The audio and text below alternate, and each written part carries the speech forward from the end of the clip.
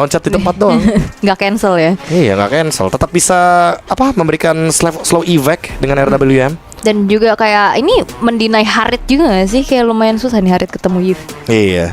Atau jangan-jangan Haritnya emang mau diambil sama Liquid, jangan-jangan nih. Kayak Siusunnya ya udah dia ambil Joy gitu kan. +1 mungkin XP lanernya dulu daripada nanti di ban kan. Kayak di sini ada Badang yang kebuka. Oh ya badan. Seenggaknya mereka harus ada badan sih. Atau high loss juga gak masalah harusnya. Tapi si Yusun juga suka Akai sih sebenarnya. Ada beberapa kali. Tapi Joy dulu dan Varsha. Mereka nggak mau dihabisin ya mid lanernya ya. Karena yang bisa ngejawab ke arah Yves juga Varsha oke untuk Feather Airstrike-nya. Tapi ya Harit yang tadi udah sempat kita mention karena open untuk Liquid. Dan Siusun cuma bisa ambil 2 di fase terakhir mereka di atas 3 pick awalnya. Otomatis Harit terbuka nih. Ya jadi kayak emang udah direncanakan ya. Mereka kayaknya nggak akan ambil Harit. Kita Nggak. ambil langsung pick ketiga. Ya Harit ya tier S walaupun sempat kena nerf. Tapi kayak ya cuma damage-nya doang, gak ada masalah. Dan apalagi buff terakhirnya dia di Chrono Dash ya. Yang dimana Chrono Dash-nya dari segi jarak, kecepatan movement, dan bahkan ya dari dash ability-nya aja meningkat gitu loh. Dari 9 jadi 12. Otomatis udah pasti pakai banget ini. Dan 2 band terakhir Gold Lane ya, yang sama-sama belum kelihatan sebenarnya. Oh dari Siusun juga yang langsung ditutup. Moskov Cloud bisa atau mungkin nggak tahu sih, aku kepikiran kalau emang dari kemarin ya pas aku main rank ya. Ya. Aku ngerasa kayak Harit ini tetap kejawab kok sama Lunox walaupun dia di buff gitu. Tetap kejawab karena ya Cosmic Vision-nya kan ada efek slow dan Harit itu lemah banget sama efek slow ketika dia dalam keadaan no target gitu kan. Chrono Dash-nya nggak bakal fungsi. Oke. Tapi kayaknya Lunox belum ya buat Enggak, Siusun ya, Magic semua. Ya Siusun udah bawa Varsha Joy kayak nggak make sense kalau mereka masih mau bawa Lunox gitu. Siapa yang mau mukul tower nantinya? Itu dia. Jadi mungkin Cloud yang bisa incer belakang juga, atau bahkan Iritel. Ini Iritel juga lumayan Ya enak masuk lah. Atau Beatrix buat pick off karena ada Jawhead. Beatrix Jawhead masuk. Kalau emang mau yang tipe burst damage di late game ya Cloud. Tapi Biar bebas. Highlights ya. Padahal ini hero-nya Liquid banget nih kuda. Ya tapi kalau highlights diambil di Siusun kan dia jadi first man kan. Yang bakal jadi opener lah intinya. Jadi Jawheadnya bakal lebih enak untuk jadi second man.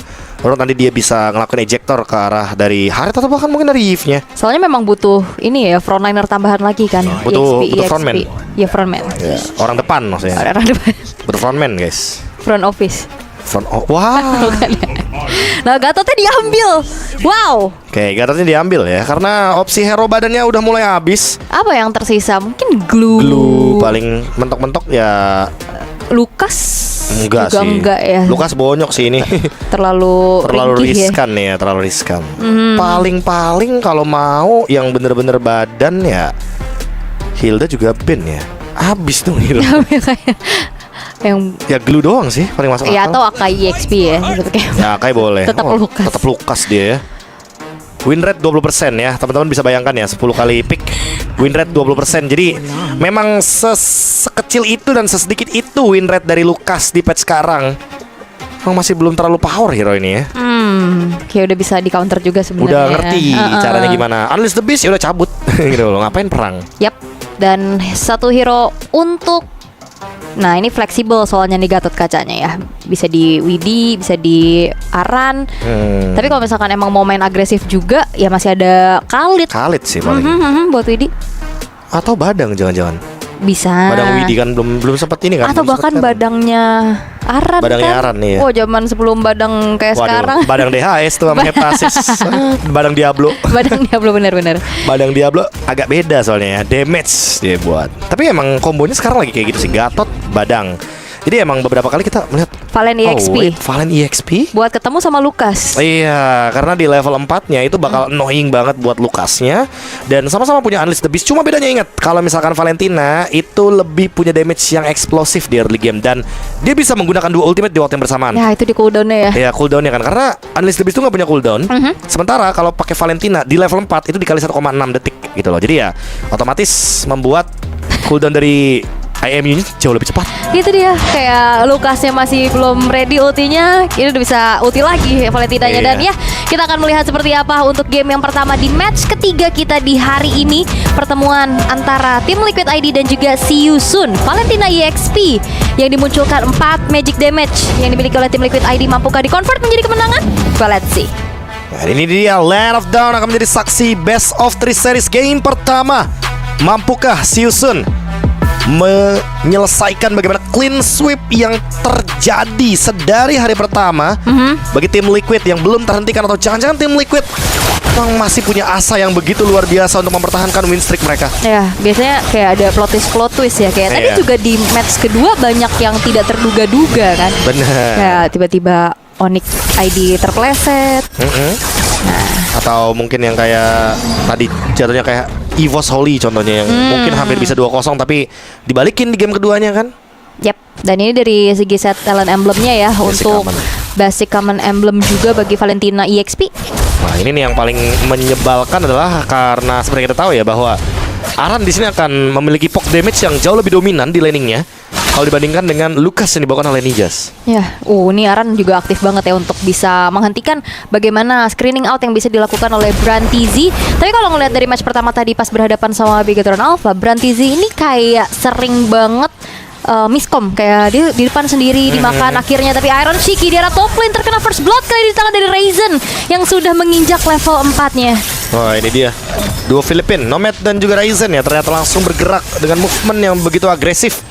Tapi untungnya masih bisa didinai walaupun hanya ada satu korban jiwa. Tapi seenggaknya di early game wajar banget kalau misalkan gold laner harus kena ganking ya. Mungkin ada beberapa informasi yang miss dan tidak terekspektasikan sama Aaron yang sedang melakukan sebuah screening out di area gold lane. Karena tujuan Aaron kan pengen nge-freeze minionnya biar Nomad gak farming. Tapi sayangnya gak berhasil atau berjalan dengan maksimal. Aaron hampir level 4 dan ingat, setiap kali memberikan damage otomatis Valentina akan mendapatkan EXP dari lawannya. Salah satunya poke damage barusan ya. Brave Smite-nya aktif, pasifnya juga ke-trigger. Yep, dan Turtle sudah muncul sama-sama mencari level 4-nya terlebih dahulu. Sementara setupnya masih belum terlihat dengan gangguan menuju ke arah purple buff terlebih dahulu yang dilakukan oleh tim Liquid ID. Nggak mau terlalu terburu-buru karena pattern dari Favian langsung menuju ke arah orange buff. Ini mungkin bakal di-delay dulu ya sampai dengan menit 2.40-an. Ejector? Yap, dengan Revitalize dari arah belakang, Widhi masih mencoba untuk bertahan, tapi lihat Revitalize juga yang menyelamatkan nyawa dari Widhi. Dan ternyata Nijas sendirian di depan sana, masih terlalu jauh. Terlihat lagi bagaimana Kopian IMU terhadap Unleash the Beast berhasil untuk mengembalikan keadaan sehingga Season mereka harus terpaksa mundur terlebih dahulu. Dan Ryzen pun tidak bisa terlalu lama lagi untuk bisa mengintip ke area Turtle. Lihat nih, 2-3-4 tadi ultimate IMU-nya baru selesai kan. Lihat, nanti di 2.50-an udah tiba-tiba ada hijau, jangan kaget ya. Karena udah bisa copy lagi nih dia bentar lagi nih harusnya. Cepet banget Cepet ya. banget tuh kan, 2.50 kan. Nah, iya. Bener kan, jadi ya pas 11 stick. Terus untuk di level 4 bener-bener powerful banget untuk Aran dengan pick Valentina EXP-nya. Dan zoningnya pun gak main-main. Turtle pertama didapatkan tapi top lane. Yap, masih bisa mundur terlebih dahulu.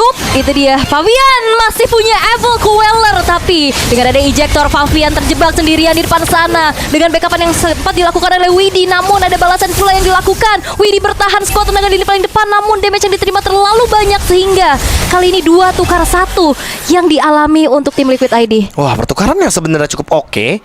Tapi mungkin karena mereka dapat turtle, makanya kayak mereka nggak rugi-rugi banget kali ya 2 tukar 1-nya. Cuma kalau terjadi kembali nih, aku nggak ngerasa itu kayak keputusan yang bijak. Kayak mereka harus lebih bermain hati-hati. Dan lihat di bottom lane, flash combo yang diciptakan oleh Nijas dengan tujuan langsung Unleash the Beast, bahkan 1v1 sama-sama ngeronggeng harusnya. Oke, dan bahkan kali ini beradu damage. Tapi secara damage tapi Aran flicker ofensif begitu mengerikan di dalam satu buah outer turret pun dihantam saja sehingga Nijas harus menghilang. Jangan lupa convert ya, full magic damage-nya bakal bertukar semua ke physical damage. Membuat Aran, sekalipun dia dalam keadaan yang mungkin tidak 100% HP, tapi dia masih berani untuk dive in dengan menggunakan flash combo Kopian barusan. Nih benar-benar menyebalkan sih ya untuk adu damage-nya. Dan bottom lane sempat ada 1v1, tapi ingat Aran masih punya Brave Smite. Yep, bakal cepat dikejar kembali kali ini dengan adanya satu Unbreakable. Ryzen masih bisa kabur karena Aran udah nggak punya flicker, gak ada juga Arcane Shade tadi, sehingga akhirnya ya sudah berpasrah saja untuk ditumbangkan di tangan Ryzen. Itemnya Oracle loh dari Aran. Cukup oke sebenarnya. Mau adu regen aja dia kayaknya, dan memanfaatkan Brave Smite ya agar ketika dia menggunakan skill makin susah buat di take down. Dan Iron Shiki lagi-lagi menjadi targeting lagi dengan satu buah Feeder Acer di arah belakang. Bermain dengan ada Chrono Dash tidak membuat dirinya selamat. Terlalu banyak damage yang ditelan sehingga kali ini Iron Shiki harus hilang untuk kedua kalinya. Oke, Favian coba buat take over settle-nya. Dan coba buat di dive sama Ryzen. masih diamankan oleh Sasuke Fabian. Tapi kali ini lihat Aran mencoba untuk mengganggu dua pemain sekaligus. Seperti Nijas pun harus dihilangkan. Yap, 4 pemain dan juga bahkan dari Ultimate Collision dari arah belakang Ryzen tershutdown sudah. 2 player yang dihilangkan oleh tim Liquid ID membuat keuntungan kembali terjadi, walaupun setidaknya si Yusun bisa mendapatkan outer turret di area top lane. Ya, attack defense ya. Aran sadar bahwa top lane-nya nggak begitu aman. Di area mid lane juga, di area river lebih tepatnya, Shira harus lebih berhati-hati karena ternyata sudah di-trap sama 3 pemain dari tim Liquid ID. Dan kali ini ejector flicker. Wah, hampir mendapatkan ESKL. Itu respon yang mahal sih dari ESKL. Fideraster ke belakang kembali membuat adanya perimeter sehingga tim Liquid ID tidak melanjutkan apa yang telah mereka lakukan. Diurungkan kembali niatnya untuk mundur terlebih dahulu. Itu distraction buat di bagian bottom lane dan juga top lane ya. Biar dapetin 2 objektif di waktu yang bersamaan. Widi pun melakukan zoning out di bagian top lane. Screen untuk mendapatkan informasi di mana Nomad berada. Dan bahkan sudah mulai bergerak nih 4-man move dari tim Liquid ID. Mereka ingin mengisolasi di bagian atas agar nantinya pertukaran dari turret tetap adil bagi tim Liquid. Sudah waktunya ya membantu Iron Shiki yang sepertinya kewalahan tadi. 3 lawan 1. Iya, kehadiran tamu terus-terusan harus diladeni dan bahkan tidak selamat tadi 2 kali bergerak ke arah atas. Tapi yang dilakukan sama si Yusun juga ya, mereka bermain cukup safe. Ya, Oracle first item. What next nih untuk Aran? Catan oleh Fabian hanya untuk melakukan poke damage agar Nijas tidak bisa melakukan team fight ya. Karena kalau misalkan kita tahu lah, Lukas kalau setengah darah dia pasti ragu-ragu gitu loh untuk melakukan team fight. Jadi ya kita lihat dari tim Liquid ID yang sambil berjalan bersamaan juga secara gold gak terlalu yang terlampau jauh. Point killnya juga cukup seimbang sekarang ya. Tapi objektifnya nih yang bakal coba untuk dimaksimalin lagi sama tim Liquid ID dengan munculnya Turtle saat lagi. Vortex ya first itemnya. Second itemnya baru di Hunter Strike. Dan kalau kita lihat dari Aran Shiki, dia berselesai dengan Feather of Heaven. Jadi seharusnya untuk tim fight selanjutnya bakal join sih. Oh, Aran. Oke, Brantizi kali ini bakal coba untuk kembali menjadi targeting. Tidak segan-segan untuk memakan siapapun yang ada di lini paling depan ya. Karena basically Jawhead nggak yang terlalu durable. Iya, dia shieldnya juga walaupun di buff ya, tapi nggak berpengaruh banyak di hadapan dari Aran yang langsung keluar dengan Unleash the Beast. Dan Turtle lagi-lagi perfect. Turtle lebih tepatnya dia diamankan oleh Liquid ID. Mereka langsung merging ke area mid lane. Yap, mencoba untuk menabrak dari arah samping Asira yang tidak bisa kemana-mana lagi. Lihat Aran yang begitu agresif. Avatar of Guardian mengincar dari belakang dan Aran bertahan sekuat tenaga dari Zeus Rockbite. Double kill diamankan oleh Aran dan bahkan 3 pemain dari Zeus berhasil dihilangkan. 1 hit terakhir lagi dari Brantizi dan bahkan Flicker agresif. Wipe out diciptakan di tangan tim Liquid ID. Diobok-obok di dalam turret. Si Yusun terwipe out di menit yang ke-7. Dan bahkan leading goldnya langsung 5.700. Ini makin masif lagi perbandingan yang tercipta dari kedua belah tim. Kali ini diawali dari Ashira yang ternyata terkena efek mini stun bahkan dari Fabian. Instant kill. Dan tentunya kalau misalkan kita lihat dari instant replay, flicker dari Aran tepat waktu untuk bisa menjebak Ryzen ya, yang dalam keadaan electrifying beats. Berarti dia nggak bakal bisa ngedash lagi untuk out. Jadi otomatis bakal terjebak di depan sana. Brantizi yang baru hidup pun langsung seketika hilang. Padahal sebelumnya Brantizi kayak di-delete sebelum Teamfight Turtle 1 kan. Kayak sekarang di Teamfight Turtle 3 dia ke-delete lagi. Dan kebetulan ter-wipe out. Ini Flicker buat ngejar buat kabur ngejar, ya. buat kabur emang. 2 orang loh tadi. Itu pemanfaatan ofensif kan. Jadi kalau misalkan emang udah menang jumlah, lanjutin aja, flicker aja. Iya, dengan kalkulasi yang matang juga ya. Jangan sampai udah flicker meleset. Wah, Aran Shiki. Untungnya flickernya bakal ready lagi ya ketika nanti ada Teamfight Lord. Jadi kayaknya nggak yang rugi-rugi banget dengan movement barusan. Dan dia pun nggak tumbang. Dia lewat area base turret. Jadi masih aman. Yep. Sementara untuk gold lead 6.000 sih, ini kayak si Yusun gak bakal bisa bergerak luasa lagi. Karena salah masuk ke rumput di area jungle, mereka akan hilang seketika dengan pick off. Ya bayangin Jawhead yang harusnya jadi opener untuk pick off, ternyata mereka malah kemakan gitu loh. Itu bakal jadi kerugian yang berlipat ganda bagi si Yusun. Apalagi kalau misalkan mereka harus tereliminasi ketika Lord muncul. Bran, wah, jangan. agak susah, dia kena efek terrifying aja. 1v1 situation. Oh iya, jadi 2v1. Oke. Wow. Seketika karena adanya electrifying beats ya. Karena kita tahu sendiri efek dari Joy, walaupun lagi dalam keadaan lose condition, damage yang dia bisa berikan, output damage itu berlipat ganda gara-gara item of Joy-nya 4 kali. Oke, tapi Brantizi lagi-lagi akan menjadi targeting berikutnya. Mega kill ditabung kembali oleh Yehezkiel. Bakal coba dikejar. Asira masih coba untuk mundur terlebih dahulu. Dan bahkan Avatar of Guardian belum mengenai siapapun. Free hit dari Nomad. Tapi sayangnya masih belum ada damage yang bisa disumbangkan lebih lagi. Sehingga kali ini dari Siusun juga harus bergerak mundur. Karena keadaannya sekarang imbang nih, 4 versus 4. Itu nutup ya kayaknya ya, bagian kiri. Atau mungkin karena tidak mendapatkan deteksi ke arah siapapun, jadi Avatar of Guardian-nya menuju ke arah dari orange buff. Reset aja kayaknya dari Siusun. Point kill terhadap Favian tadi barusan bener-bener kayak membuka potensi baru agar Siusun nggak kehilangan Lord dengan cepat. Tapi ya balik lagi, Lord akan tetap didapatkan dengan secara cuma-cuma. Namun kompensasinya masih ada lah. Orange buff di bagian top lane yang diamankan sama Ryzen. Dan mungkin seenggaknya beberapa gold di bagian top lane juga, biar Ryzennya tetap bisa mengejar ketertinggalan level sebagai jungler. Dan ini Valentina juga udah leluasa banget gak sih di lini paling depan. Tapi Brantizi mencoba untuk memberikan ejector, tapi Widi yang terlempar. Dan tidak ada damage juga yang masuk dari follow up-nya, sehingga ya hanya memberikan sedikit ancaman aja. Oke, Electrifying Beats Retribution bahkan digunakan. Top lane Lordnya clear. Dan Siusun benar-benar memotong secara jauh. Bagaimana laju dari Lordnya. Sementara itu kayaknya masih bisa pulang untuk Ryzen ya. Jadi masih aman aja. Dan tidak ada Lord advantage yang begitu berlimpah seperti bagi tim Liquid, karena mereka kena cut wave di bagian top. Dan sepertinya kalau ngeliat dari Siusun dengan membawa ke arah Varsha, high ground defense mereka harusnya cukup kuat ya. Cukup kuat sih, apalagi late game-nya ada Karin. Oh, tapi Bran hati-hati gak sih? Dia gak ada flicker. Karena dari tadi Bran ini jalannya lewat jalur-jalur beresiko loh. Bran tuh berani kayak. Berani tizi ya. Berani tizi. Jangan, tapi kalau lagi loose condition bahaya loh. Berbahaya. Kembali dengan feeder ice strike dari arah belakang, mencoba untuk memberikan lagi-lagi damage, tapi Aran terlempar kali ini. Tapi Aran gak selamat untuk kali ini. Ditukar dengan ada base turret dari bottom lane, tapi dengan ada Ninja flicker menuju ke arah belakang. Double kill diamankan oleh Nomad dengan free hitnya. 2 point kill yang berhasil ditabung oleh Siusun, ditukar dengan base turret dari bottom lane. Nah ini dia nih, gerakan-gerakan yang cukup beresiko ya. Walaupun mendapatkan objektif, aku setuju untuk mendapatkan objektifnya, tapi bertukarannya nggak cukup worth it sih. Kayak Widi, Aran hilang, hanya ditukarkan dengan satu struktural bangunan yang begitu penting di bagian bottom lane. Sementara mereka bakal kehilangan pressure di area map jungle-nya.